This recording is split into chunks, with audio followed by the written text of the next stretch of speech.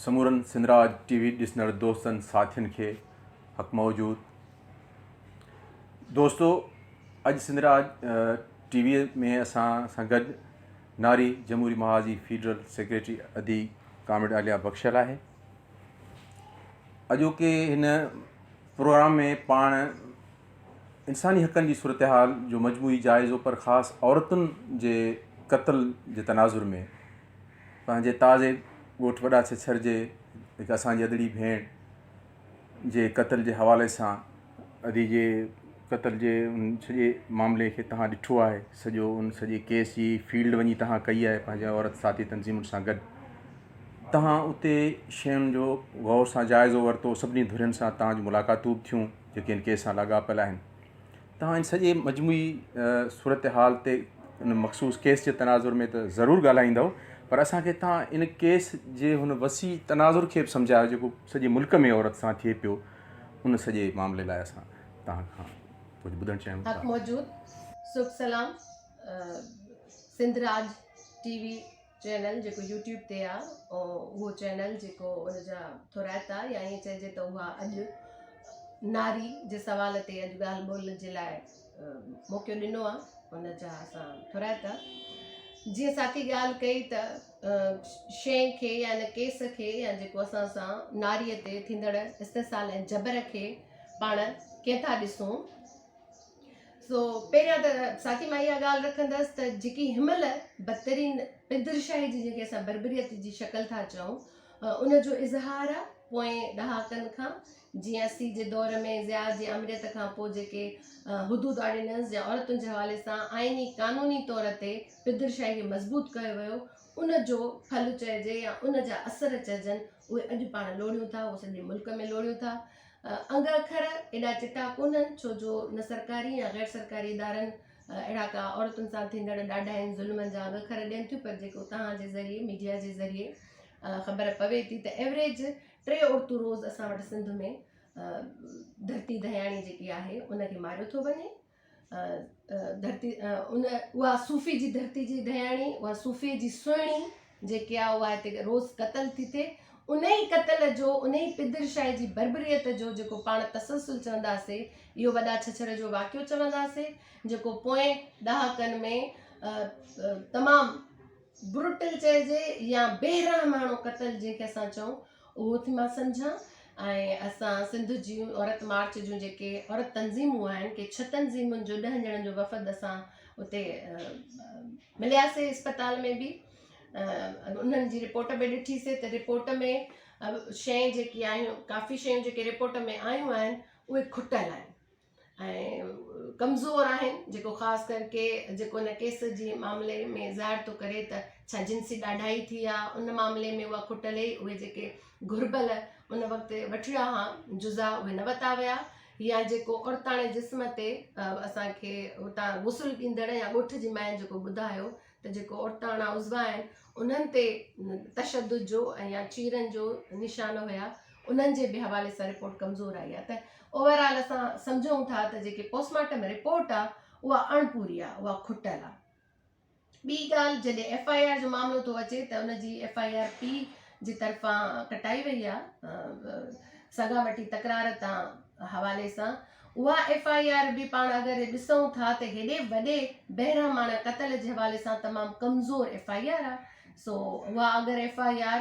जेको हे समाजी जेको बर्बरियत जो इज़हार आहे, त उहा या त पुलिस या रियासत उनजो धुर थी FIR कटराए आहे, न त असां वटि राजोणी जा पाण वटि फ़ैसिलनि जा मामलनि में जेके खून न्याणे जा लोढ़िया वेंदा आहिनि, असां वटि मिसाल मौजूदु आहिनि। अॼु हिते जॾहिं तव्हां इहा ॻाल्हि कयो था रिपोर्ट जे हवाले सां, त हिते हिकिड़ो पासो मेडिकल रिपोर्ट जो अचे थो ऐं उन रिपोर्ट में ज़ाहिर आहे जेका पुलिस तफ़्तीश आहे उहा उन रिपोर्ट जो हिसो बिहे थी। तव्हां ॿिन्ही रिपोर्टनि खे ॾिठो आहे त तव्हां सम्झो थियूं त इहे ॿई रिपोर्टूं नएसर तरतीब थियणु खपनि, जेका पोस्टमार्टम आहे उहा बि नएसर रिपोर्ट अचणु खपे ऐं ख़ुदि जेका FIR आहे उहा पुलिस जे तरफ़ां थियणु खपे।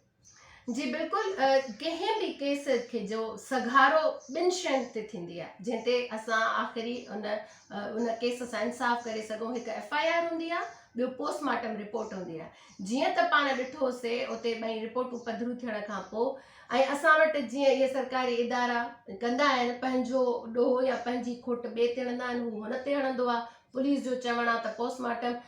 डॉक्टरनि जो चवणु आहे त पोस्टमार्टम में जेके जुज़ा वठण जे लाइ औरताणे जुज़ा या ज़्यादती जे लाइ जेके जुज़ा वठिबा आहिनि उन्हनि जो लाइ असांखे पुलिस मेंशन न कयो आहे, इन करे असां कोन वरिता आहिनि। वरी पुलिस जो जॾहिं असां पुलिस सां मिलियासीं ऐं लीना राजपत सां, उनजो चवणु हुयो त जेके प्रोटोकॉल हूंदा आहिनि पुलिस जे, तस्वीरूं हूंदियूं आहिनि तशद्दुद जी जिस्म ते निकिरण जूं जेके पुलिस कढंदी आहे, पर छो त लेडी पुलिस उते कोन हुई त उहा डॉक्टर कढे हा, या इहे पासा जेको असांजो रिपोर्ट जर्नल असां मोकिलींदा आहियूं पोस्टमार्टम जी, त उन जे तहत उहा खुटियल आहे। त हिक ॿिए खे इदारा हणनि था, पर मां बिल्कुलु सम्झां थी त पोस्टमार्टम रिपोर्ट क़बर जेकी पुलिस पाण कोर्ट में पिटीशन ॾिनी बि आहे त वरी क़बर थिए ऐं उन जा जुज़ा वरिता वञनि, छो जो गुसल ॾींदड़ औरत चयो उन जे वात मां खाधो वियो, त मतिलबु त उन जी पुठी ते या पेट ते धक या तशद्दुद कयो आहे, जो उन जो खाधो मादे मां ॿाहिरि अची वियो आहे, त उन मादे जो रिपोर्ट अचणु घुरिजे। सो क़बर कुशाई जी आहे, पर इन में हिकिड़ी शइ ते असांखे एतिराज़ ज़रूरु आहे 6 रुकनी कमेटी जो, खे त उन में पुलिस जेकी ॻाल्हि कई आहे उहा कोर्ट खे मोकिलियो आहे त जेको 6 हफ़्तनि खां 8 हफ़्तनि जो ॿारु आहे उनजी बि DNA थिए। उनजी असां एज़ अ फेमिनिस्ट या औरतवाद थियण जे नाते असां मज़म्मत कयूं था त जीअरे बि असांजे समाज में, जीअरे बि सिंध जी सुहिणीअ खे पंहिंजे किरदार खे साबित करिणो पवे थो, ऐं मरण खां पोइ बि असां सम्झूं था त इन रिपोर्ट, उनजी DNA जी रिपोर्ट जेकी बि अचे, हे उहो पोइ केस खे कमज़ोर करण जो हिकिड़ो पासो आहे। त असां ऐं ॿियो इहो ई त छो त कमज़ोर FIR आहे त या त रियासत पुलिस या असां